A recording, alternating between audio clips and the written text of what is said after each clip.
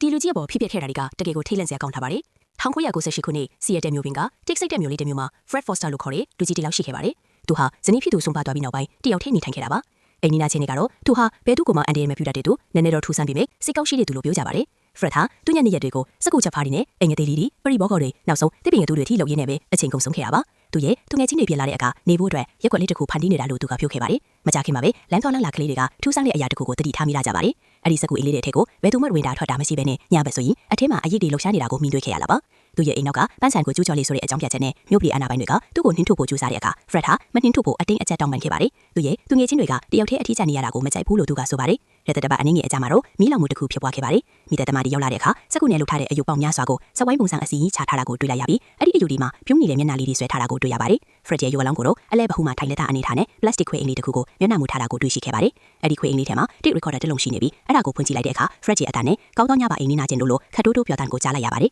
အဲ့ဒီနောက်မှာတော့နောက်ွယ်ကနေတဆုံတင်းနောက်ကကောင်းသောညပါ Fred လို့တိုးတိုးလေးဖြွန်ထိုးလိုက်တဲ့အတန်ကိုကြားလိုက်ရပါတော့မယ်